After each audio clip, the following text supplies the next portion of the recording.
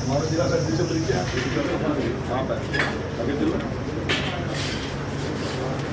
कोई आपका आदमी, कोई आम आदमी इसकी चर्चा करना चाहे, कोई पूछना चाहे, आपके पास है कुछ? 11 साल पहले जो हमने संकल्प लिए थे उनको सिद्धि तक मोदी जी की एनडीए सरकार और हरियाणा की बीजेपी सरकार ने पूरा करने का काम किया, परंतु वो संकल्प सिद्धि तक तब पहुँचे जब देश की मतदाता ने, देश की जनता ने हमें आशीर्वाद दिया। यदि देश की जनता हमें आशीर्वाद ना देती, मतदाता हमें आशीर्वाद ना देता, 3-3 बार देश में सरकार बनाने का मौका ना देता, तो हम वो संकल्प केवल संकल्प रह जाते। तो आज लोगों के बीच में वो बातें लेकर जाने की हमने एक शुरुआत की है। हर वर्ग के बीच में हम अपने विषयों को लेकर जाएंगे, जिस वर्ग के लिए जो उत्थान के काम किए हैं। ये हमारी बात रखना 11 साल पूरे होने पर हमारी जिम्मेवारी बनती है।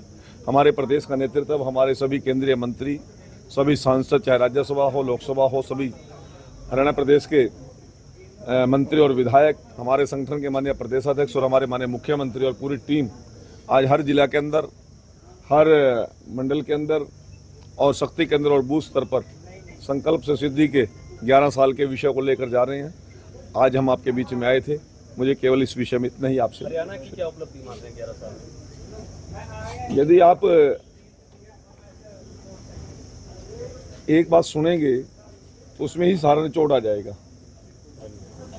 2014 से पहले और उससे पहले जो सरकारें रहीं, उन्होंने आम आदमी को दहशत में रखने का काम किया। बेटा शिक्षा ग्रहण कर लेगा तो उसको गारंटी नहीं थी कि मुझे रोजगार मिलेगा। उससे शिक्षा के साथ साथ माँ बाप को जमीन बेचनी पड़ती थी, जेवर बेचने पड़ते थे। आज जो भीड़ विधायकों और मंत्रियों के और मुख्यमंत्री की घरों के बाहर लगती थी, आज वो भीड़ पढ़े लिखे बच्चों की कोचिंग सेंटरों पे लगती है। और गरीब से गरीब का बेटा भी आज एचसीएस अधिकारी, बीडीपीओ और बड़े बड़े इंस्टीट्यूट और कॉलेज में प्रोफेसर और असिस्टेंट प्रोफेसर लगते हैं। पुलिस में अधिकारी लगते हैं, तहसीलदार और नायब तहसीलदार लगते हैं। ये सबसे बड़ी उपलब्धि है, बिना पर्ची और बिना खर्ची। ट्रांसफ़र एक बिजनेस था हरियाणा प्रदेश में हमारी सरकार आने से पहले, परंतु मनोहर लाल जी ने ऑनलाइन ट्रांसफ़र पॉलिसी लाकर कर्मचारियों को भी राहत देने का काम किया और एक ऐसे नापाक बिजनेस को समाप्ति की ओर लेकर गए। बड़े बड़े इंफ्रास्ट्रक्चर आज प्रदेश के अंदर बने हैं।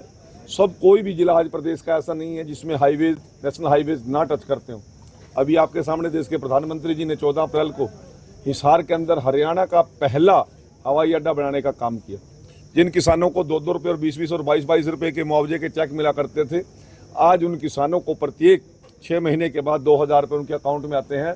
सिर्फ इसलिए आते हैं कि वो अपनी फसल को ठीक तरीके से बिजाई कर सकें।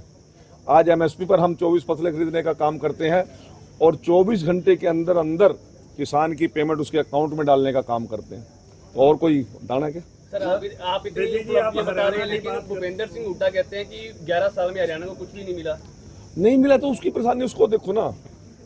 हमें उसकी वो टेंशन लेने की जरूरत नहीं। टेंशन कांग्रेस भी नहीं ले रही उसकी। रोज कहता मना नेता प्रतिपक्ष बना तो बना ही नहीं रहा चरने कोई। आप क्यों टेंशन ले रहे हो उसकी? ना हमने लेने की जरूरत है। उसकी पार्टी उसकी सुन नहीं रही, हरियाणा प्रदेश की जनता उसकी सुनने के लिए तैयार नहीं है।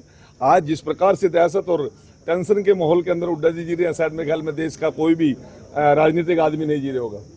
सर कबीर जयंती पे आपका जो वक्तव्य था, मुझे उम्मीद थी आप जरूर पूछोगे इस बात को। मुझे उम्मीद थी आप जरूर पूछोगे। भाई, जिस आदमी ने करोड़ों लोगों के मुंह में निवाड़ा डालने का काम किया, जिस व्यक्ति ने एक ऐसे बंधन को तोड़ने का काम किया जो गरीब लोगों के गले की फांस बनी हुई थी। अंबेडकर जी कह के गए हैं कि गरीब का हक गरीब तक मिलना चाहिए। तो यदि ये बात मैं कहता हूं तो किसी को क्या दिक्कत है? नायब सिंह सैनी जी ने वो हक देने का काम किया। आज गरीब बैकवर्ड का बेटा हरियाणा की मुख्यमंत्री की कुर्सी पर बैठ गया। उन लोगों के पेट में दर्द है, मरोड़ है, और ये मरोड़ लगातार आगे भी रहने वाली है। 29 में भी रहेगी, ये 34 में भी रहेगी और 47 तक रहेगी। सर छात्रवृत्ति को लेकर आंदोलन चल रहा है, लाठीचार्ज हुआ है। ये विषय मुख्यमंत्री जी संज्ञान में उसका शीघ्र ही समाधान करेंगे।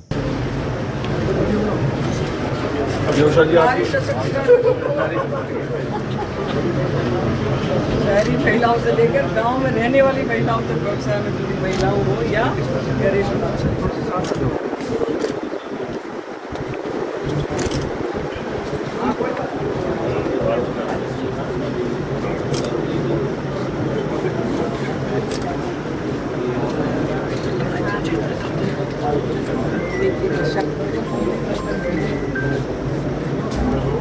है